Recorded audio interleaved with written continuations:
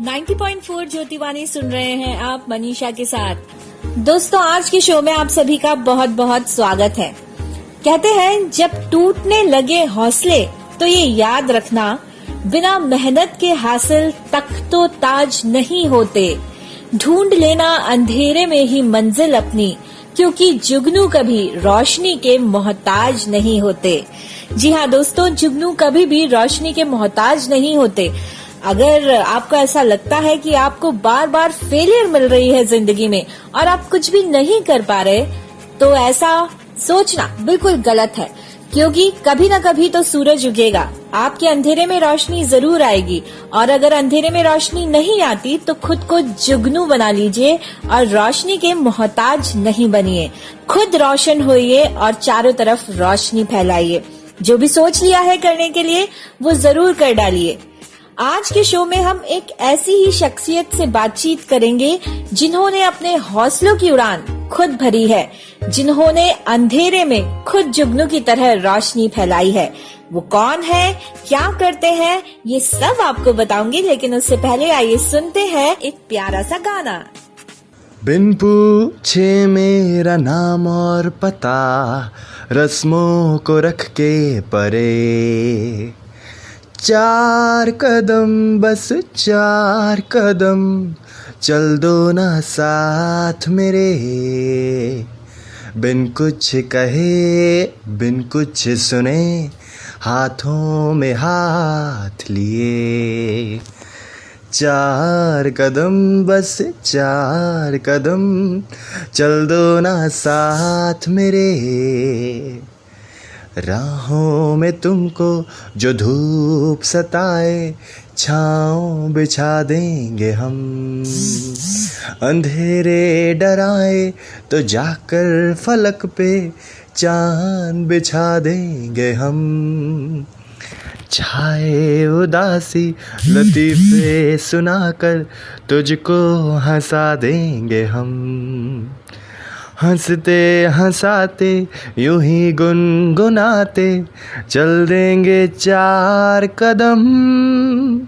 ये ला ला ला ला ला ला ला ला ला। हाँ दोस्तों, श्रीमन शर्मा की आवाज में आपने सुना ये बेहतरीन गाना। श्रीमन दिल्ली में आज तक में एज ए एसोसिएट प्रोड्यूसर काम कर रहे हैं। श्रीमंत, हमसे जुड़ने के लिए आपका बहुत बहुत धन्यवाद, और फिल्म पीके से ये खूबसूरत गाना सुनाने के लिए हम तहे दिल से आपके शुक्रगुजार हैं। 90.4 ज्योतिवाणी सुन रहे हैं आप मनीषा के साथ। और दोस्तों, इस समय हमारे साथ लाइन पर है राजेंद्र सिंह शेखावत जी, एसडीएम दूदू, जिनसे आज बात करेंगे हम मोटिवेशन के बारे में, बालिका शिक्षा के बारे में और प्रेजेंट सिचुएशन कोरोना, जिससे आप और हम सभी डरे हुए हैं। सर, स्वागत है आपका बहुत बहुत हमारे शो में। जी जी, बहुत बहुत धन्यवाद आपको। जी सर, सबसे पहले तो हम आपसे ये जानना चाहते हैं कि सक्सेस जो है वो किसी की मोहताज नहीं होती, बहुत मेहनत करनी पड़ती है सक्सेस अचीव करने में। ऐसा कहा भी जाता है कि धूप में जलते चरण ही जानते हैं ये, कि बादलों की छांव से छाया नहीं होती।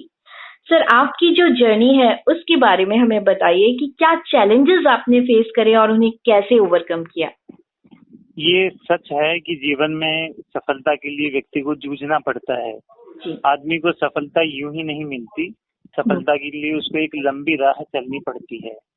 अक्सर होता है कि जब बच्चा जन्म लेता है और जब जन्म लेने से लेकर चलने तक का जो उसका सफर होता है जी, उसमें कई बार उसको गिरना पड़ता है, कई बार उसको लौटना पड़ता है, फिर गिरकर फिर खड़ा होता है और धीरे धीरे एक दिन ऐसा आता है कि जब वो चलने लग जाता है। जीवन भी इसी का नाम है। जीवन में आदमी को आगे बढ़ने के लिए ऐसे ही सपने संजोने पड़ते हैं, और जब उसके सपनों का मुकाम वो तय कर लेता है कि मुझे ये बनना है या मुझे वो बनना है, तो उन सपनों को पाने के लिए, मुकाम हासिल करने के लिए, और फिर वो उनके पीछे लग जाता है। अब सपने सोचना और उनको प्राप्त करने के बीच में ये एक प्रक्रिया होती है, और ये प्रक्रियात्मक जो लड़ाई है ये लंबी चलती है। इसमें व्यक्ति को धैर्य रखना पड़ता है, उसको मेहनत करनी पड़ती है, साहस रखना पड़ता है, आत्मबल को बनाए रखना पड़ता है, अपने आत्मविश्वास को इस कदर बनाए रखना पड़ता है कि कई बार परिस्थितियां विपरीत आती है तो उसको मनोबल को कतई भी नहीं खोने देना है।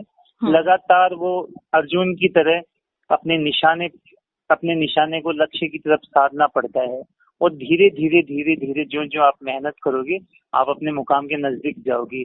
ये सच है कि कोई भी व्यक्ति जो सफलता प्राप्त करना चाहता है उसको यूं ही नहीं मिलती, उसके लिए उसको श्रम साध्य होना पड़ता है।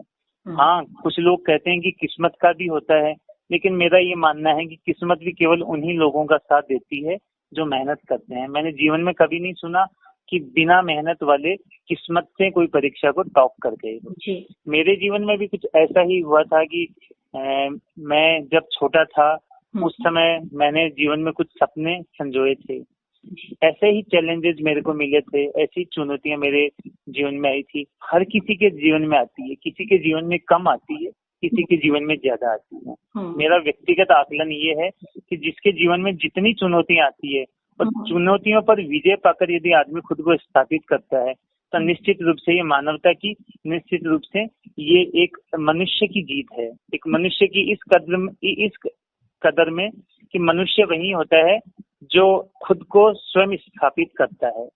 कुछ बहुत सारे परिवारों में देखते हैं कि माँ बाप की विरासत के बतौर बच्चे अपना मुकाम हासिल कर लेते हैं, लेकिन उसमें बच्चों का रोल इतना नहीं होता है जितना कि एक निम्न आय तबके के कोई परिवार का लड़का या मध्यम वर्ग का कोई लड़का जो खुद की मेहनत से अपना मुकाम हासिल करता है। तो ऐसे ही मैंने सपने देखे थे।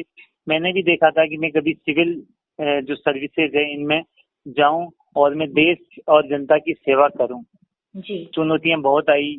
पहले लगा कि मंजिल बहुत बड़ी है तो छोटी नौकरियां हासिल की, तो मैंने छोटी छोटी जो भी मेरी उस समय तक जो जहन में मेरे आती थी तो मैंने teacher grade 3rd, 2nd, 1st, school headmaster, Rajasthan police में सब इंस्पेक्टर ऐसे हासिल किए। और फिर एक दिन एक ऐसा मुकाम आया, मैंने अपने आप को डाइवर्ट नहीं होने दिया क्योंकि लक्ष्य से। सर, मैं अपने जो भी श्रोता है उन्हें बताना चाहूंगी कि आप 7 बार जो है सरकारी नौकरियों में उत्तीर्ण कर चुके हैं सरकारी एग्जाम्स को, और 7 अलग अलग नौकरियां भी कर चुके हैं। उसके बाद आपने ये अचीव करा है।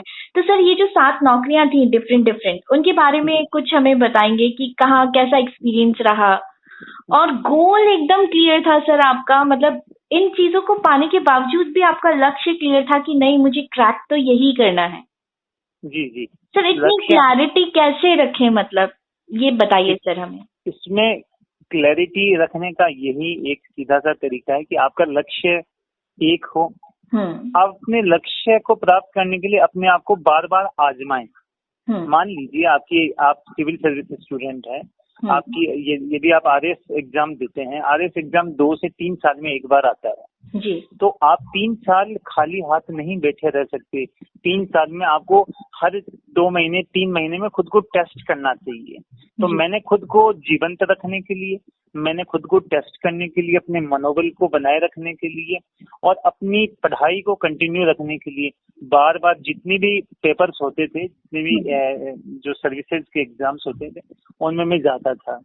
और जब मैं परीक्षा देकर आता था तो मुझे, क्योंकि मेरी तैयारी अच्छी थी, एक मेरा हमेशा एक मतलब मोटो भी होता है, मैं लोगों को कहता भी हूँ कि कलेक्टर की यदि आप तैयारी करोगे, यदि आपकी मेहनत अच्छी है और भाग्य भी साथ है तो आप कलेक्टर तो बन ही जाओगे, लेकिन बुरी से बुरी स्थिति भी आएगी तो कलेक्टर की तैयारी करने वाले को कंडक्टर बनने से कोई नहीं रोक सकता। इसका मतलब ये है कि आप कहीं ना कहीं, चाहे छोटा हो या बड़ा हो, कोई ना कोई मुकाम जरूर हासिल कर लोगे। तो ये मेरा एक मैं अक्सर लोगों से ये बात कहा करता हूँ और यही क्योंकि मैंने अपने जीवन में आजमाई। मैंने गोल हमेशा ऊंचा रखा, लेकिन मैंने खुद को टेस्ट लगातार किया और इसी का परिणाम था कि मैंने 6-7 नौकरियां की। और लास्ट में जब मेरा, हालांकि RS में भी मेरे लगातार इंटरव्यूज में दे रहा था, लेकिन जब मेरा सिलेक्शन हुआ था फाइनली, तो ऑल ओवर 3rd और बॉयज कैटेगरी में पूरे राजस्थान में मैं फर्स्ट आया था। क्या बात है सर, आपको मतलब इतनी मेहनत, इतना परिश्रम करने के बाद जब ये सक्सेस मिलती है तो सर उस समय हमें मालूम पड़ता है कि हमने क्या क्या मेहनतें करी, कितनी जी तोड़ के मेहनत करी, और उसका फल जब हमारे हाथ में, उस समय कैसे इमोशंस होते हैं सर, उसके बारे में कुछ बताइए। वाकई में एकदम दिल से कहूँ, बहुत ही आनंददायी होता है कि आप जिस मुकाम की तैयारी कर रहे हो, जिसके लिए आपने दिन रात एक कर दिए हो, जो आपके खाने में, पीने में, सोने में, उठने में, जगने में, सपने में, हर चीज में जो चीज हो, और फिर जो आपने सोचा वो एज इट इज यदि हो जाता है तो उससे सुनहरा फल कुछ भी नहीं होता। जब मेरा रिजल्ट आया, जब पत्रकार इंटरव्यूज लेने के लिए मेरे पास आए थे तो मैं हतप्रभ रह गया था। मैं अपने इमोशंस व्यक्त नहीं कर पा रहा था कि मैं इनको कैसे मतलब बयां करूं। तो वो मेरा ये मानना था कि हर आदमी के जीवन में हर आदमी को भगवान ने कुछ यूनिक स्पेशलिटी देके भेजा है, उनको इनकेस करना चाहिए। जरूरी नहीं कि वो हर आदमी कोई आरएस बने, आईएएस बने, आईपीएस बने, वो बिजनेस में भी जा सकता है, वो डॉक्टर भी बन सकता है, इंजीनियर भी बन सकता है, लेकिन वो जहाँ भी जाए, वो जो भी करे वो बेस्ट करे। जी, बहुत बढ़िया बात कही सर आपने। इंसान सबसे पहले अपने भीतर जाकर अपनी स्ट्रेंथ को पहचाने और अपना बेस्ट दे। जी, बहुत बढ़िया सर। आप अपनी सक्सेस का क्रेडिट किसे देना चाहेंगे? मेरी सक्सेस का क्रेडिट सबसे पहले तो मैं अपनी माँ को दूंगा, क्योंकि वो माँ, मैं ग्रेटिट्यूड माँ के प्रति हमेशा रहेगा कि उसके कारण हम इस धरती पर आए। माँ बाप का तो हमेशा महत्व होता है, क्योंकि मेरे फादर बहुत, जब मैं छोटा था तो उस समय पास अवे हो गए थे, इसलिए मैं उनको ज्यादा आइडेंटिफाई नहीं कर पाया, लेकिन मेरी माँ का हमेशा मेरे ऊपर छाया रहा। के अलावा मेरी वाइफ, उन्होंने, वो भी मेरी दुख सुख की साथी थी, तो इन दोनों को मेरा पूरा क्रेडिट जाता है। जी सर। सर कितना इम्पोर्टेंस रखता है एक माँ का अपने बच्चे के व्यक्तित्व विकास में सहयोग देना? कैसे गिरकर उठना, उठकर चलना सिखाया जाता है? माँ एक समग्र व्यक्तित्व होता है।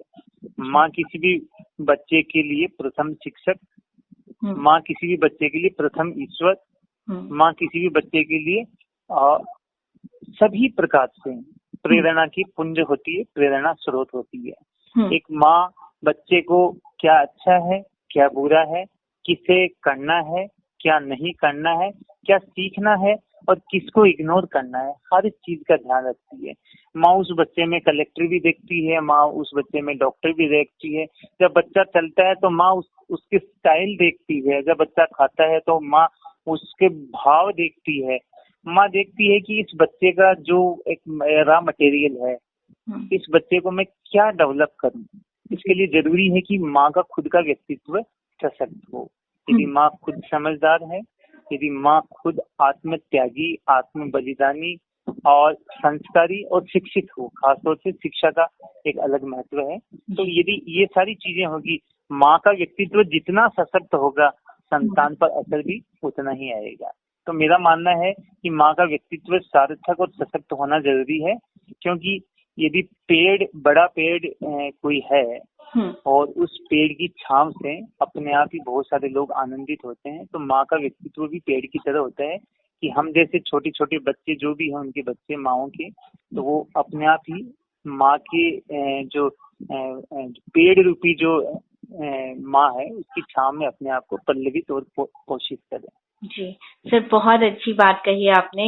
और मुझे लगता है कि जितनी भी माएं ये कार्यक्रम सुन रही हैं, उन्हें ये सुनकर बहुत खुशी हो रही होगी, और वो भी जिस तरीके से आपकी माँ ने आपका सपोर्ट करा हर जगह, हर पड़ाव पर, उसी तरीके से शो सुनने वाली सभी माताएं अपने बच्चों का पूरा साथ देंगी। चाहे बच्चे गिरे, चाहे उनको बच्चों को उठाना पड़े, कभी बच्चों को डीमोटिवेट नहीं करेंगी।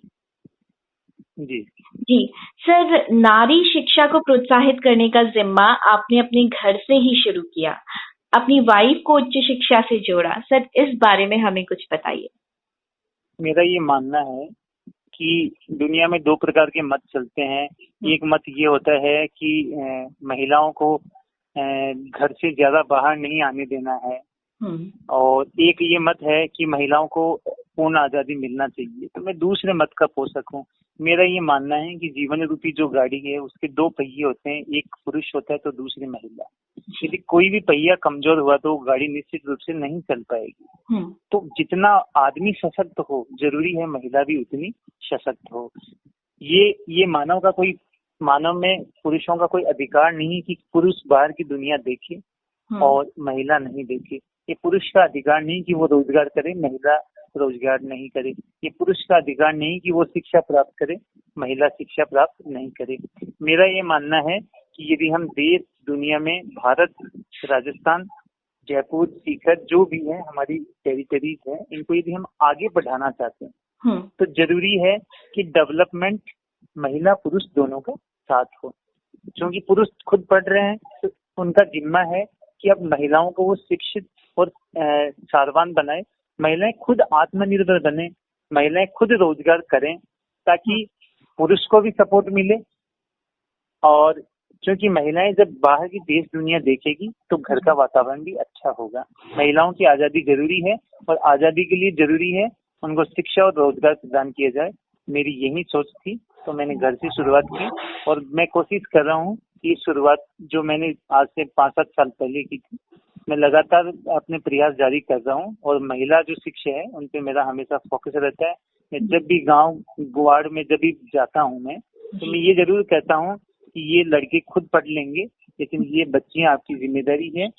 एक बच्ची 2 घर सुधारती है, एक लड़का 2 घर कभी नहीं सुधार सकता। इसलिए महिलाओं का शिक्षित होना बेहद जरूरी है। बिल्कुल सर, समाज में शिक्षा के प्रति लोगों को जागरूक करने में आप अपनी भागीदारी कैसे निभा रहे हैं? क्योंकि मैं निकट अतीत में पीछे शिक्षक भी रहा हूँ, तो मुझे पता है कि शिक्षा एक ऐसी विधा है जिसके माध्यम से न केवल व्यक्ति संस्कारित होता है, बल्कि आजीविका कमाने का स्रोत भी वह पा लेता है। आज बड़े बड़े उद्यमी हैं, ये जरूरी नहीं कि वो करोड़ अरब रुपए लगा के कोई इंडस्ट्री एस्टेब्लिश करे और वो रनिंग करी जाए, दुकान खोले, दुकान में घाटा हो सकता है। मेरा मानना है कि शिक्षा ऐसा इन्वेस्टमेंट है जिसमें ज्यादा मनी खर्च नहीं होता, इन्वेस्टमेंट ज्यादा नहीं होता, केवल मेंटली इन्वेस्टमेंट होता है। और उसके दम पे वह नौकरी भी पा लेता है, संस्कार भी पा लेता है, रोजगार भी पा लेता है, समाज में अपना मुकाम भी पा लेता है। यदि वह नौकरी भी नहीं पाता है तो कम से कम उसके विचार सात्विक होंगे, देश दुनिया की उसको समझ होगी, आस पड़ोस की उसकी समझ होगी और उसको विवेक का उपयोग करना आ जाएगा। अच्छे और बुरे में वो फर्क समझ जाएगा। इसलिए शिक्षा बेहद जरूरी है। और हम लोग जो मुख्य धारा में जो प्रशासनिक अधिकारी जुड़े हुए हैं, तो हम लोगों का यही प्रयास होता है कि लोगों को ज्यादा से ज्यादा शिक्षा मिले, ताकि वो मुद्दों को समझ सके, ताकि वो हमारी भी बात समझ सके, ताकि हम उनको भी समझ सके। इसलिए इस समाज में व्यक्ति को स्टेब्लिश होने के लिए, दूसरों से कम्पीट करने के लिए और संस्कार प्राप्त करने के लिए, समझ प्राप्त करने के लिए शिक्षा बेहद जरूरी है। जी सर, हमें ऐसी जानकारी प्राप्त हुई है कि आप RAS की प्रिपरेशन के लिए निःशुल्क सुविधाएं भी देते हैं और खाली समय में लोगों को तैयारियां करवाते हैं। तो सर, इसके बारे में कुछ बताइए हमें। ये मेरा हमेशा से ही सपना था कि यदि मैं लक्ष्य हासिल कर लूंगा, या भले ही मैं लक्ष्य हासिल करूं नहीं करूं, लेकिन मेरे हाथों से कोई उपकृत हो और मैं किसी को अपना कुछ दे सकूं। तो वैसे भी कहते हैं देश हमें देता है सब कुछ, हम भी तो कुछ देना सीखे। क्या बात है। ये कि केवल समाज का ही ये जिम्मा नहीं, राष्ट्र का जिम्मा नहीं कि वो आपको दे। हम राष्ट्र के हिस्सा है। यदि हम सब एक दूसरे का भला करने की सोचेंगे तो निश्चित रूप से सारे समाज का, सारे देश का भला हो जाएगा। जब मुझे रोजगार प्राप्त हुआ तो मुझे लगा कि कई लोग बेरोजगार हैं, उन लोगों को सपोर्ट करना चाहिए। तो मैंने उनको निःशुल्क क्लासेस देना शुरू किया। मेरे गाइडेंस में डायरेक्ट इनडायरेक्ट सैकड़ों बच्चे लाभान्वित हुए और बहुत सारे सैकड़ों से ज्यादा नौकरियां कर रहे हैं। एक ये आत्मिक खुशी हुई है। मैंने भी उन लोगों को यही कहा कि मेरी बात आप आगे तक पहुंचाना, जो मैंने आपके साथ किया वो आप आगे तक पहुंचाना। ये चेन बनती रहनी चाहिए, चेन टूटनी नहीं चाहिए। जी सर, बहुत बहुत ही अच्छी जानकारी आप हमारे साथ जो है साझा कर रहे हैं। मुझे लगता है कि अगर हम किसी की हेल्प करें और उस इंसान से थैंक यू की वजह यही प्रॉमिस लें कि वो आगे भी दूसरों की हेल्प करे, तो मेरे ख्याल से एक जन कल्याण की जो चेन है वो अपने आप बिल्ट होती जाएगी। जी जी जी जी सर, कितना इम्पोर्टेंस रखता है एक स्टूडेंट के लिए उसका गोल क्लियर रखना, क्योंकि ऐसा कई बार होता है सर कि हमें मालूम ही नहीं होता कि हमें अचीव क्या करना है। ऐसे सर बहुत सारे बच्चे यूनिवर्सिटी में आते हैं जिन्हें नहीं मालूम कि उन्हें क्या करना है भविष्य में, कंफ्यूज रहते हैं, बहुत ज्यादा क्लियर ही नहीं हो पाता, अपनी स्ट्रेंथ नहीं जान पाते, अपनी वीकनेस नहीं जान पाते। कभी बीए में एडमिशन ले लेते हैं, फिर ड्रॉप करके किसी और कोर्स में ले लेते हैं, फिर वो भी ड्रॉप हो जाता है, फिर बिल्कुल ही ड्रॉप आउट हो जाते हैं। सर ऐसे बच्चों के लिए आप क्या कहना चाहेंगे? जीवन में यदि आदमी को आगे बढ़ना है जी तो उसको हमेशा अपने लक्ष्य के ऊपर नजर रखनी पड़ेगी। महाभारत का एक प्रसंग है जिसमें द्रोणाचार्य सबको तीरंदाजी सिखाते हैं। हर व्यक्ति कोई पेड़ देखता है, कोई टहनी देखता है, कोई अ, पीछे बादल देखता है। हर व्यक्ति की अलग अलग परसेप्शन होती है, लेकिन अर्जुन का लक्ष्य हमेशा हमेशा की तरह उस चिड़िया की आंख पे था। तो जीवन में यदि कोई व्यक्ति सफल बनना चाहता है तो ये बेहद जरूरी है कि उसके लिए लक्ष्य एकदम क्लियर होना चाहिए कि मेरा ये लक्ष्य है और मुझे इस लक्ष्य पे आगे जाना है। क्योंकि अंधेरी अंधेरी रात में सड़क पे व्यक्ति नहीं चल सकता। अंधेरी रात होगी तो उसे ठोकरें खानी पड़ेगी। इसी तरीके से यदि आप चलना ही चाहते हो तो आपको अपने जीवन में रोशनी चाहिए। ये रोशनी के लिए जरूरी है कि कोई प्रकाश पुंज सामने दिखना चाहिए। ये जो आपका जो गोल है ये भी उस प्रकाश पुंज की भांति काम करता है जो आपको जीवन में ठोकरों से बचाता है और आप सीधे सीधे उस राह पे चल पड़ते हैं। कई व्यक्ति कंफ्यूज होते हैं कि मैं डॉक्टर बनूं, कि मैं इंजीनियर बनूं, कि मैं शिक्षक बनूं, कि मैं सिविल सर्वेंट बनूं। तो ये आपको 11वीं 12वीं में ही आपको फाइनल करना होता है अपने दिमाग में। अपने दिमाग को डिटरमाइन करना होता है कि मुझे बनना क्या है। सबसे पहले क्या बनना है, फिर बनने के पीछे आपको अपने प्रयास एकजुट करने होते हैं और उन प्रयासों को ही आप एग्रीगेट करते चलिए।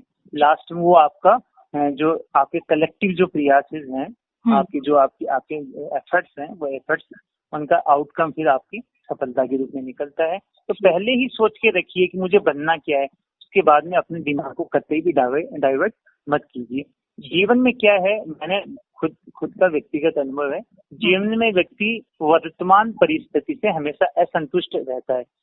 कोई उसको टीचर बना दो तो असंतुष्ट, यदि उसको पुलिस में डाल दो तो असंतुष्ट, उसको डॉक्टर बना दो तो असंतुष्ट। इसलिए जीवन में संतुष्टि का भाव भी आना जरूरी है। सर ये भाव कैसे आता है सर? इंसान कहीं पे भी सेटिस्फाइड है नहीं एक्चुअली। ये उसको खुद को तय करना पड़ेगा कि मेरा अंतिम लक्ष्य क्या हो सकता है। हालांकि जीवन सतत प्रक्रिया है आगे बढ़ने की, इसमें अंतिम कुछ नहीं होता, लेकिन नौकरी की दृष्टि से हम देखें तो उसको कहीं ना कहीं तय करना पड़ेगा कि मुझे ये नौकरी करनी है। फिर जब वह नौकरी मिल जाए तो उस नौकरी में वह अपने आप को बेस्ट साबित करे। बस यदि वो इतना कर ले तो मेरे ख्याल से उसको संतुष्टि मिल जाएगी। सर आपकी ये जो जर्नी थी इसमें कई बार फेलियर मिली होगी, है ना? जी। ऐसा हुआ क्या सर? पहले तो आप ये बताइए, बिकॉज हमने आपकी सक्सेस के बारे में तो जाना लेकिन फेलियर्स के बारे में हमें नहीं मालूम। तो कभी ऐसा हुआ फेलियर्स मिले लाइफ में? हाँ, ऐसा भी नहीं है कि मैंने हर एग्जाम पास किया। बहुत बार ऐसा हुआ कि मैंने छोटे छोटे एग्जाम दिए, उनमें भी मैं रह गया और RS के भी मेरे इंटरव्यूज में कई बार मैं 2-3 बार रह गया। तो वो जब रहता है तो वो जो पल होता है वो आपके लिए बेहद मतलब पीड़ाजनक होता है। उस समय बड़ा कष्ट होता है, लेकिन मेरे ख्याल से व्यक्ति को उसको पॉजिटिव वे में लेना चाहिए। हालांकि सफल होने के बाद में आदमी के लिए कहना बहुत आसान है कि वे असफलता को वह सकारात्मक भाव से देखे, लेकिन इसके अलावा वो क्या कर सकता है। यदि वो असफलता को असफलता के भाव में लेगा तो निश्चित रूप से वह बहुत परेशान हो जाएगा। उसको हमेशा इसको पॉजिटिव वे में लेना चाहिए, पॉजिटिव वे में लेकर और ये सोचना चाहिए कि मेरी क्या कमियां थी, उन कमियों को दुरुस्त करते हुए आगे बढ़ना चाहिए। जी सर, आपके अकॉर्डिंग सक्सेस का मूल मंत्र क्या है? सफलता का मूल मंत्र बस मेरे ख्याल से ये है कि आप पहले अपना लक्ष्य तय कर लो, लक्ष्य तय करके फिर उसके पीछे अपनी रणनीति बना लो, लक्ष्य को कैसे हासिल करना है, और उसके बाद में केवल और केवल मेहनत मेहनत मेहनत। बस ये मेहनत के अलावा और कोई विकल्प नहीं है, क्योंकि जब आप मेहनत करोगे तो आपके पास ज्ञान भी आएगा, आपके पास आत्मबल भी आएगा और आत्मविश्वास भी आएगा। जी सर। केवल मेहनत के दम पर आप अपना लक्ष्य प्राप्त कर सकते हैं। जी सर। सर ये तो हमने बात करी आपकी लाइफ के बारे में, जिसमें बहुत सारा मोटिवेशन जो था वो छुपा हुआ था, और हमारे सुनने वाले सभी लोगों को बहुत अच्छा लगा होगा, बहुत मोटिवेट हुए होंगे इन बातों को सुनकर। सर अभी बात करते हैं हम प्रेजेंट सिचुएशन के बारे में, कि अभी ये जो कोरोना काल इस समय इतना हावी हो रखा है और चारों तरफ हम देखें तो लोग परेशान हैं। ऐसे में सर आप अपने क्षेत्र में किस तरीके के प्रयास कर रहे हैं लोगों के लिए? कोरोना काल में जब जीवन बंद हो गया था, लोग घरों से बाहर निकलना बंद हो गए थे, लोगों को एक आशंका हो गई थी कि जीवन ही उनका संकट में है। तो ऐसे समय में क्योंकि देश और प्रदेश की जनता को आशा होती है कि मशीनरी, जो सरकारी मशीनरी है वो आगे आए और उनकी मदद करें। ऐसे में हम लोगों ने कोरोना को लड़ने के लिए एक स्ट्रेटेजी बनाई थी, लोगों को घरों में रोकने के लिए, उनको कोई असुविधा ना हो, तो अलग अलग प्रकार की कमेटियां बनाई थी, कोरोना मित्र बनाए थे, कोरोना रक्षक दल बनाए थे, लोगों को राशन की फ्री राशन की डिलीवरी उनके घर करवाई थी, टेस्टिंग, स्क्रीनिंग, सैंपलिंग एक हायर लेवल पे की थी। इवन ज्योति विश्वविद्यालय की सौजन्य से हमने आर्सेनिक की दवाइयों की भी सप्लाई की थी। ये सारे ऐसे संयुक्त परिणाम रहे कि हमारे जो दूदू इलाके हैं, दूदू इलाके में बहुत ही कम कोरोना के केसेज आए और ये महफूज एरिया साबित हुआ है। जी सर। सर बहुत बढ़िया। सर अभी कोरोना संकट जैसे ही आया, ऐसे बहुत सारे स्टूडेंट्स थे जो बहुत सारे एग्जाम्स की प्रिपरेशन कर रहे थे, अभी वो एग्जाम्स नहीं हो रहे या फिर रीशेड्यूल कर दिए गए हैं, कैंसिल हो गए हैं, तो ऐसे में स्टूडेंट कैसे अपने आप पर नियंत्रण रखें? क्योंकि बहुत सारे प्लान्स होते हैं सर, और एकदम से सब चीजें इधर उधर हो जाती हैं, तो काफी इमोशनल अप एंड डाउन आ जाते हैं, तो कैसे उभरे उनसे? मेरे ख्याल से हमें सबको रतन टाटा ने जो कहा है कि 2020 को हमें केवल इस बात के रूप में देखना चाहिए कि इस वर्ष तो हमें इसको तो जीवन वर्ष के रूप में मानना चाहिए। यदि जान है तो जहान है। ये मैं मानता हूँ कि बच्चों की तैयारियां इसमें बड़ी बाधित होती है, उनके ड्रीम्स जब फुलफिल नहीं होते तो कई इश्यूज क्रिएट होते हैं, लेकिन ये किसी एक बच्चे के साथ नहीं, ये तो सबके साथ है। यदि किसी एक के साथ होता, दूसरे के साथ नहीं हो रहा होता, तो डिप्रेशन की स्थिति आती है।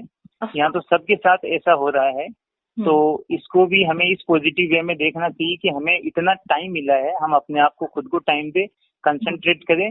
हाँ, अपनी तैयारी को कतई भी लूज नहीं होने दे, क्योंकि जो समय जा रहा है ये वापस लौट के नहीं आता। तो बच्चों को डिप्रेशन में आने की जरूरत नहीं है। पूरी दुनिया के साथ ऐसा ही हो रहा है, हमारे साथ अकेले के साथ कोई अलग कुछ भी नहीं हो रहा है। जी सर, चूंकि आप पहले एजुकेशन से जुड़े हुए रहे हैं, आपने अध्यापक के तौर पर, प्रधान अध्यापक के तौर पर कार्य किया है, तो अभी सर जून और जुलाई से जो सेशन शुरू हो जाता है वो अभी तक शुरू नहीं हुआ है, लेट हो गए हैं सेशन।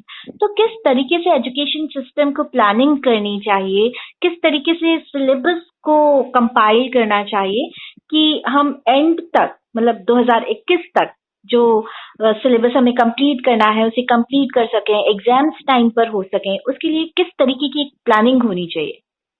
कई बार आउटडोर खेल होते हैं, जैसे क्रिकेट का खेल है, फुटबॉल का खेल है, बारिश का मौसम होता है, तो बारिश के मौसम में मानसून के दौरान खिलाड़ियों को प्रैक्टिस के मौके कम मिलते हैं क्योंकि बारिश ज्यादा होती है। तो अपनी इंटरनल जो पावर है उसको वो एक्सरसाइज करते हैं, वो आत्मबल पर, आत्मविकास पर ज्यादा ध्यान देते हैं, वो इंटरनल स्ट्रेंथ को वो डेवलप करते हैं। ये हमें यहाँ देखना है। यदि हमें अभी ऑफलाइन जो हमारी जो क्लासेस होती है, जो कमरों में बैठ के हम करते हैं, यदि उसका टाइम नहीं मिल पा रहा, तो ऑनलाइन क्लासेस, वर्चुअल स्टडी, इन सब का हमें वो ऑप्शन है। तो हमें जितना ये टाइम चल रहा है, संक्रमण का काल चल रहा है, उसमें हमें उनको फोकस करना चाहिए। हो सकता है हमारी तैयारी रेगुलर क्लासेस की बजाय उनमें थोड़ी कम हो रही हो, लेकिन हम चाहे तो उसको रिकवर कर सकते हैं। इस दौरान हम अपनी प्लानिंग कर ले। और वैसे भी आजकल ज्यादातर बच्चे ऑनलाइन क्लास और यूट्यूब और गूगल के द्वारा मटेरियल प्राप्त करके ही करते हैं, तो ऐसा कुछ नहीं है। 2 महीने बाद में वैसे ही आई होप कि जनजीवन वापस पटरी पे आ जाएगा। तो हम लोग बेहतर तरीके से एकजुट होकर और मजबूती से हमारे जो स्टडी है उसको टाइम दे पाएंगे और शायद रिकवर कर लेंगे। ऐसा कुछ नहीं है, दुनिया फिर से अच्छे से चलने लग जाएगी। जी सर। सर, ज्योति विद्यापीठ विमेंस यूनिवर्सिटी द्वारा एक तो कोविड स्टाइपेंड दिया जा रहा है बच्चों को, और फेलोशिप प्रोग्राम्स भी हमने स्टार्ट करे हैं। इसके अलावा अर्न वाइल लर्न जैसे प्रोग्राम, बच्चे पढ़ाई के साथ साथ आय भी कमा सकते हैं। इस तरीके की सुविधाएं जो हैं बालिकाओं को दे रहे हैं। सर, हमारे इस प्रयास के बारे में आप क्या कहना चाहेंगे? ज्योति विश्वविद्यालय द्वारा हमेशा से ही महिला शिक्षा में अग्रणी प्रयास किए गए हैं। इवन कोरोना काल में भी ज्योति विश्वविद्यालय ने हमारा काफी सपोर्ट किया है। चाहे कोविड सेंटर बनाने के मामले में हो, चाहे भामाशाह के रूप में कंट्रीब्यूशन देने के रूप में हो, चाहे मेडिकल फैसिलिटीज देने के रूप में हो। तो ज्योति विद्यापीठ का जो सामाजिक सरोकार है ये अपने आप में अग्रणी है। तो इसके लिए मैं विश्वविद्यालय की टीम को बहुत बहुत बधाई देता हूँ। खास तौर से छात्रा जो बालिका शिक्षा है उसके क्षेत्र में इनके द्वारा जो प्रयास किए गए ये अद्भुत और अनूठे हैं। और इन्होंने जो अभी आपने बताया और जो चीजें मेरे संज्ञान में आती है यूनिवर्सिटी के बारे में, तो जो प्रयास यूनिवर्सिटी कर रही है वो वाकई अच्छे हैं और दिल को सुकून देने वाले हैं। और खास तौर से मैं इस बात को लेकर भी आशान्वित और गौरवान्वित हूँ कि जो महिला शिक्षा के मेरा जो सपना है उस सपने से कहीं न कहीं यूनिवर्सिटी भी जुड़ी हुई है। और जैसा मेरा मानना है कि महिला सशक्तिकरण जरूरी है और उसके लिए जरूरी है कि महिलाओं का शिक्षित होना। तो यूनिवर्सिटी अपने जो सामाजिक सरोकार और अपनी शैक्षिक गतिविधियों के माध्यम से और विमेन जो एजुकेशन है उसको ज्यादा से ज्यादा बढ़ा रही है। तो इसके लिए ज्योति विश्वविद्यालय को मेरी तरफ से बहुत बहुत साधुवाद और धन्यवाद। Thank you sir. सर, अभी आपने जिक्र करा नारी सशक्तिकरण का। सर, आपके अकॉर्डिंग नारी सशक्तिकरण है क्या? एक औरत का फिजिकली सशक्त होना या मेंटली सशक्त होना या फाइनेंशियली सशक्त होना, मतलब according to you what is women empowerment? मेरा ये मानना है कि महिला सशक्तिकरण का मतलब होता है कि किसी भी महिला की मानसिकता इस प्रकार की होना कि मैं कतई भी किसी भी प्रकार से पुरुष से कमजोर नहीं हूँ। अच्छा, उसको पुरुष से भी कोई तुलना नहीं करनी है। अपने आप को कमजोर नहीं समझना, अपने आप को हर मामले में सशक्त समझना कि यस आई कैन डू। इस दिन यस आई कैन डू, भले ही वो फिजिकल हो, चाहे भले वो मेंटल हो या भले किसी अदर फॉर्म में हो, यस आई कैन डू। और यदि वो जिस दिन से करने लग गई वही महिला सशक्तिकरण है, मेरा यही मानना है। जी, थैंक यू सर। सर, ज्योति विद्यापीठ महिला विश्वविद्यालय द्वारा ग्राम पंचायत नारी शिक्षा और जागरूकता के लिए एक अनूठी पहल की गई है, जिसमें कुल 15 सीटें देश के पंजीकृत ग्राम पंचायतों की छात्राओं के प्रवेश हेतु आरक्षित की गई हैं। योजना के अनुसार 10 छात्राओं को ग्राम सरपंच की अनुशंसा से 10,000 रुपए की फीस में रियायत और न्यूनतम 5 छात्राओं को ग्राम सरपंच की अनुशंसा से 5,000 रुपए फीस में रियायत दी जा रही है। तो गांव की बालिकाओं के लिए ये जो हमारा प्रयास है वो कितना फलदायक होगा, या आपकी राय क्या है इस प्रयास के बारे में? इसके बारे में कुछ बताएं। इसके लिए भी मैं विश्वविद्यालय की टीम को साधुवाद और धन्यवाद देना चाहूंगा। वो विशेष रूप से इसलिए क्योंकि गाँव की जो बच्चियां हैं उनको उच्च जो शिक्षण संस्थान है उनमें भागीदारी करने का अक्सर मौका नहीं मिलता। और ये माना जाता है कि एलिट क्लास के बच्चे जो हायर जो एजुकेशनल जो इंस्टीट्यूट है उनमें पढ़ते हैं। ज्योति विश्वविद्यालय का शैक्षणिक स्तर बहुत उत्कृष्ट श्रेणी का है और स्टेटस यूनिवर्सिटी है। तो ऐसे में इस यूनिवर्सिटी में यदि हमारे गाँवों के गरीब बच्चे जाएंगे, विशेष रूप से बालिकाएं जाएंगी, तो मेरा ये मानना है कि न केवल उनका संपूर्ण विकास हो पाएगा बल्कि वो, जैसा मैंने पहले भी कहा, कि 2 घरों का डेवलपमेंट करेगी। तो ये चेन आगे से आगे बढ़ती जाएगी। तो इसके लिए मेरा ज्योति विश्वविद्यालय को बहुत बहुत धन्यवाद। और ऐसा ही मेरा आग्रह है कि अभी 15 किया है, इस चेन को आगे से आगे बढ़ाते रहें और खुद भी अपने टारगेट बढ़ाते रहे, ऐसा मेरी उनसे आशा और आग्रह रहेगा। Thank you sir. सर, जैसा कि आपसे बातचीत करने के बाद हमने जो जाना कि आप जन कल्याण के कार्यों से हमेशा जुड़े रहे हैं, फिर चाहे वो शिक्षा की बात हो या फिर लोगों को रोजगार देने में उनकी मदद करना हो। सर, ऐसे में यूनिवर्सिटी ने भी ये बीड़ा उठाया है कि वह जन कल्याण के कार्य करें। इसमें सर हमने बंजर भूमि जो है लीज पर लेना शुरू करा है। जिन किसानों के पास बंजर भूमि है और वो उसका उपयोग नहीं कर रहे हैं, तो वो यूनिवर्सिटी को वो बंजर भूमि लीज पर दे सकते हैं। इसके अलावा सर बैल जिनके काम में नहीं आ रही, वो भी यूनिवर्सिटी को बैल दे सकते हैं। उसके लिए शाला का प्रबंधन किया गया है। स्वरोजगार के लिए कुछ योजनाएं हमने शुरू करी हैं। जो लोग काम नहीं कर रहे हैं अभी, उनको स्वरोजगार के मौके जो है वो यूनिवर्सिटी उपलब्ध करवा रही है। इसके अलावा वृद्धजनों के लिए जिनका कोई भी नहीं है, उन्हें भी यूनिवर्सिटी द्वारा आसरा प्रदान किया जा रहा है। तो सर इस तरीके के जो हमारे प्रयास हैं, उनको लेकर आप क्या कहना चाहेंगे? किसी भी संस्थान के लिए जरूरी है कि समाज में उसकी भागीदारी हो, और समाज में भागीदारी संपूर्ण रूप से होनी चाहिए। आप केवल महिला शिक्षा की बात नहीं कर सकते। समाज का मतलब है उस समाज का वन भी आपका है, उस समाज का बाजार भी आपका है, उस समाज का गरीब तबका भी आपका है, उस समाज का सरकारी संस्थान भी आपका है। आपको हर क्षेत्र में जो भी सहयोग बन पड़े करना चाहिए। ज्योति विश्वविद्यालय जैसे संस्थान जो अपने आप में अनूठे हैं, इनका तो वैसे भी प्रयास होना चाहिए, और कि उनके आसपास का जो परिवेश है उसको भी वो एनरिच करें। इसके लिए बेहद जरूरी है कि हर प्रकार से वो डेवलपमेंट में योगदान करें। बंजर भूमि का विकास को लेकर जो आपने पहल की है वो अच्छी पहल है। यदि आपका ये प्रयोग सफल रहता है तो इसको हो सकता है नवाचार, आपके इस नवाचार को हम अपना कर और हमारे गवर्नमेंट के जो अन्य जो प्लेसेस है वहाँ भी इसको अडॉप्ट कर सकते हैं जी। तो ये हमें देखना है कि आपका जो ये प्रयोग है ये कितना सफल रहता है। इसके बाद में हम इसके ऊपर काम करना शुरू करेंगे। जी सर, शुक्रिया सर। सर कार्यक्रम के अंत में मैं आपसे जानना चाहूंगी कि कोई सुझाव जो आप यूनिवर्सिटी के लिए देना चाहें तो वो आमंत्रित है। यूनिवर्सिटी के लिए मेरा इतना ही आग्रह रहेगा कि जैसा मैंने कहा, एक तो गरीब बच्चों के लिए वो अपना कोई परसेंटेज निर्धारित करे कि इतने परसेंटेज बच्चों को, गरीब बच्चों को एडमिशन दे, और साथ में यूनिवर्सिटी में जो मोटिवेशनल जो सेमिनार रखे जाए और उसमें जो भी सिविल सर्वेंट है या अपने अपने एरियाज में जो भी स्पेसिफिक पर्सन है उनको बार बार बुलाकर और छात्राओं को मोटिवेशन दिया जाना चाहिए।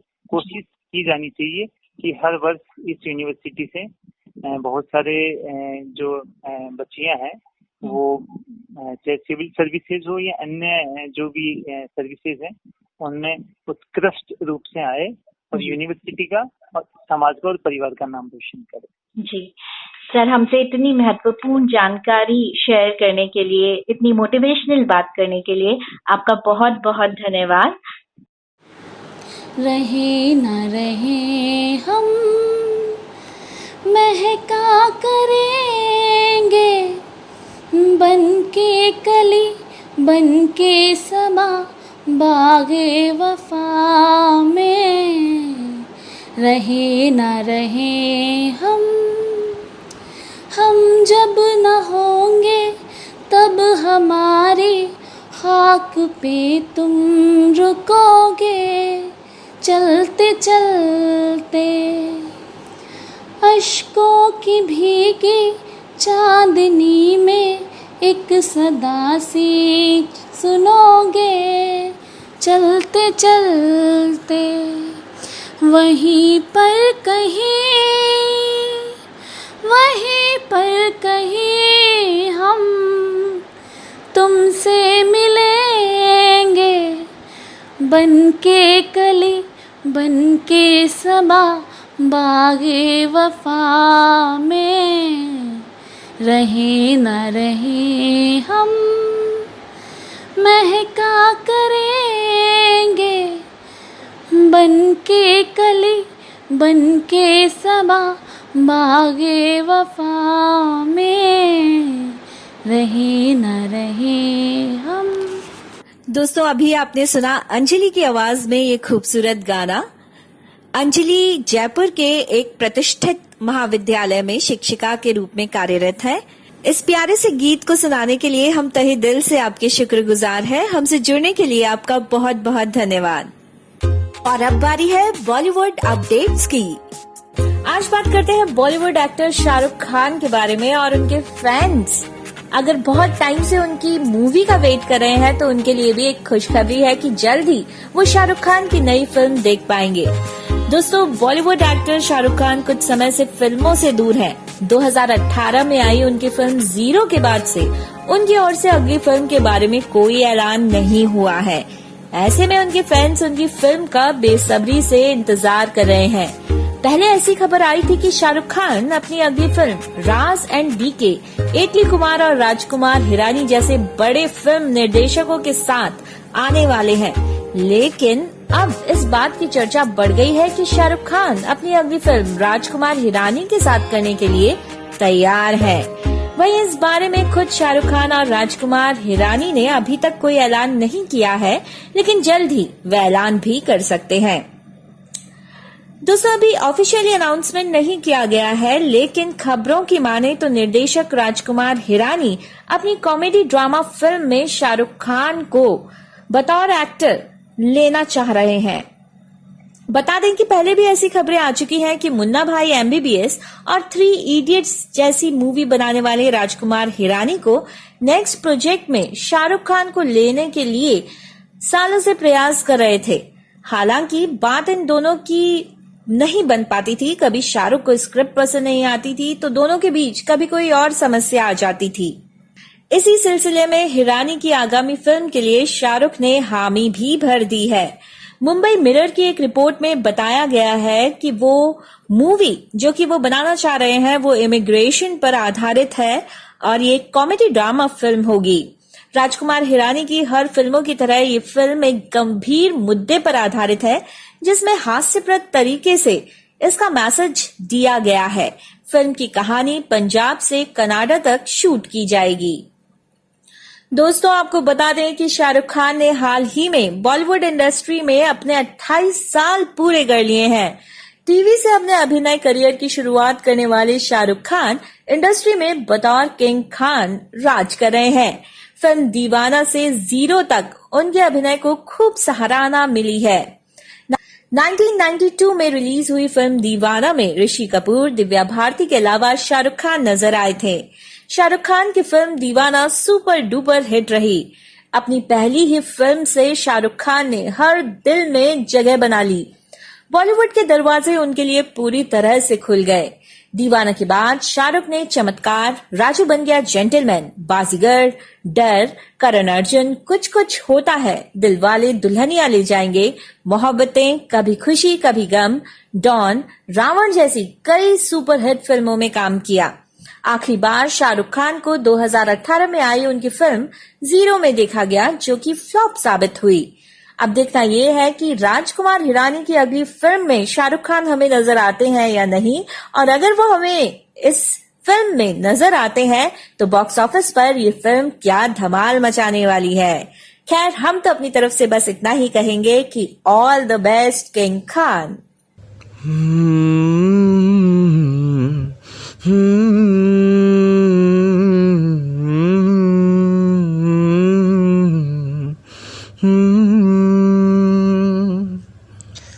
हाँ, हंसी बन गए, हाँ नमी बन गए, तुम मेरे आसमां मेरी ज़मीं बन गए। हाँ, हंसी बन गए, हाँ नमी बन गए, तुम मेरे आसमां मेरी ज़मीं बन गए। ओ हाँ, देरना देरना। हाँ, हम बदलने लगे, गिरने संभलने लगे, जब से है जाना तुम्हें तेरी ओर चलने लगे। हाँ, हम बदलने लगे, गिरने संभलने लगे, जब से है जाना तुम्हें तेरी ओर चलने लगे। हर सफ़र हर जगह हर कहीं बन गए, मानते थे खुदा और हाँ वही बन गए। हाँ, हंसी बन गए, हाँ नमी बन गए तुम मेरे आसमां, मेरी ज़मीं बन गए। और दोस्तों अब हमारे साथ हैं जितेंद्र शर्मा जी, जो हमें सुनाएंगे उत्तर भारत की प्रसिद्ध लोक कथा मुंह में बगुला। तो आइए सुनते हैं ये प्रसिद्ध लोक कथा।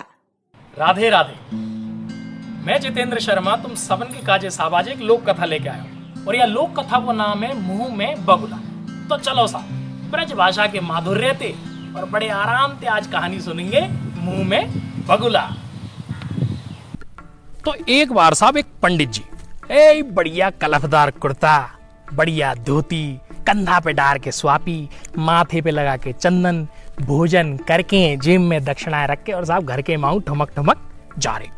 चलते चलते साहब पंडित जी एकदम से खांसी आई, और खांसी आई तो मैंने एकदम से सड़क पे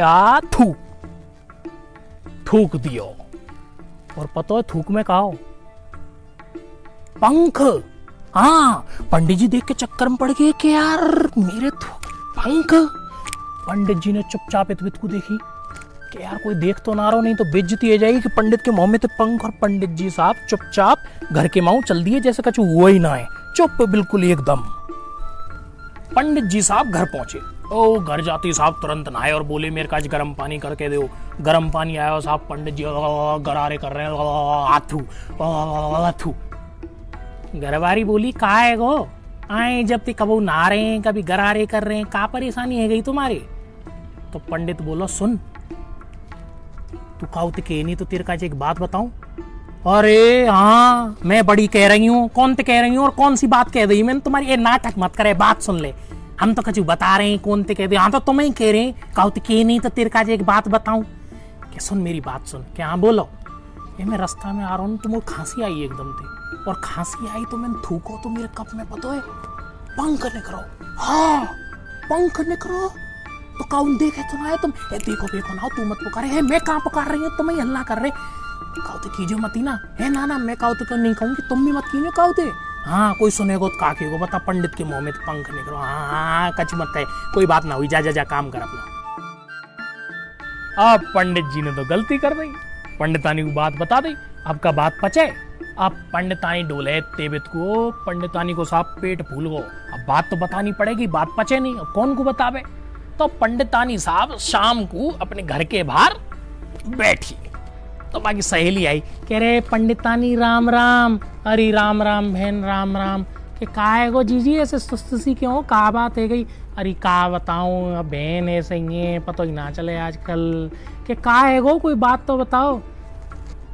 कि तू काउ तो के नहीं तो एक बात बताऊं। अरे जीजी तुम कैसी बात कर रही हो, मैंने कायु तो कही है आज तक तुम्हारी बात, कैसी बात कर रही हो कि नाएदारी कहनी तो पड़ेगी। का गो बताओ तो सही। कि ये ना ये दोपहरी में जै के आ रही तो यूँ कह रहे कि इनने खांसी आई बताई, तो खांसी आई तो इनने थूको तो इनके थूक में ना इतने एक पंख निकले। हाँ इतने एक पंख कि हम बेदारी पुकारे मतीना कि ना इतने एक पंख निकले जी कि हम बे तू काउ तो कीजिए मतीना बहन तो बता रहे हैं नाना मैं काई को कहूंगी, अब मैं चलूं मैं सब्जी लेके आऊं, देरी है ये भी आ रहे होंगे खाना फाना बना कीजिए मतीना। नाना तुम चिंता मत करो, कबू कबू है जाए ऐसी चीज, चिंता मत करो मैं चलू है, मैं काउ तो ना कहूंगे राम राम जी। अब पड़ोसन ने कह तो दई कि काउ तो नहीं कहूंगी, पर अब बात का पचे। अब पड़ोसन ढूले कि कौन ते कहूं, कौन को बताऊं। संजय है गई, रात है पे आई बान किला, दूसरी पड़ोसन को बता के आऊं। तो पहुंच गई।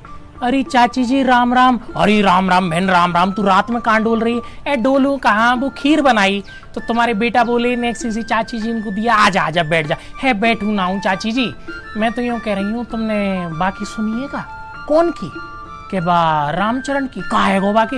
ए हुआ कछु ना है, यूँ कह रहे हैं कि बाकी मुँह में ते बाने खांसी आई, थूको बाने। अच्छो तो बाकी मुँह में ते बगुला निकलो बतायो। अरे बहन बगुला कैसे निकलो बाकी मुँह में ते? अब पता ही ना चाची जी, मैंने तो सुनी है, तुम काउते मत कीजियो ना, मैं काई कहूंगी, ये खामते होंगे मांस मच्छी फिर तो। और ये बतावे से तो पंडित बने और मुँह में ते बगुला निकल रहे हैं, तुम काई को पुकारे? नाना तुम काउते मत कीजियो है नाना, मैं ना कह रही, ला चलू मैं देर रह रही है। हाँ रात है रही है, तू जा। अब तो साहब पूरे गांव में हल्ला मच गो। कोई बोलो भैया पंडित के मुंह में तो झुंड के झुंड बगुला निकले, अरे भैया बुगला ही ना निकरे, मैंने तो कबूतर चिड़िया जाने काका निकलती देखी है कि अच्छा बजरिया में ही जाके देखी। माँ तो यूं अल्लाह मच रहा भैया कि पंडित के मुंह में तो एक पक्षी निकले कि एक ट्रक भर के तो भेज दियो और दूसरे ट्रक आने की तैयारी के है नहीं कि अम्बे सही में। अब तो साहब आस पास के 5 गांव में हल्ला मचको और ऐसो हल्ला मचो कि सब बोले भैया एक पक्षी निकले कि पूरा आसमान ढक गए और अंधेरो है गए। तो भैया जहाँ पे जैसो संपट बैठो, कोई साइकिल थे, कोई मोटरसाइकिल थे, कोई बैलगाड़ी थे, कोई पैदल ही चल दियो, सब बाप पंडित देखवे चले भैया देखे तो सही कि पक्षी दे रहे वो। पंडित है बात की पता चली वो तो बावड़ो है तो बचो वो तो भैया चुपचाप अपने घर से निकलो, खेत पे जाके और एक पेड़ पे चढ़ के चुपचाप बैठो और जब तक नीचे ना उतरो जब तक वह पूरे गांव में कोई दूसरी अफवाह ना फैल गई। तो भैया बताओ कहां तो बेचारे के पंख निकलो और कहां इतने सारे पक्षी निकाल दिए। तो ऐसी सब कहानी मुंह में बगुला। ऐसी एक और लोक कथा के संग हम फिर मिलेंगे, जब तक के काजे राधे राधे। 90.4 ज्योतिवाणी सुन रहे हैं आप मनीषा के साथ। और दोस्तों अब वक्त हो चला है आपसे अलविदा कहने का, लेकिन जाने से पहले आप सभी के लिए एक महत्वपूर्ण जानकारी। आप प्ले स्टोर पर जाकर जेवी रेडियो भी डाउनलोड कर सकते हैं और वहाँ पर मेरा प्रोग्राम में आपको हम सभी एक प्लेटफॉर्म देना चाहेंगे जहाँ पर आप अपना गाना या अपनी माइम या फिर अपनी कविताएं भी अपलोड कर सकते हैं।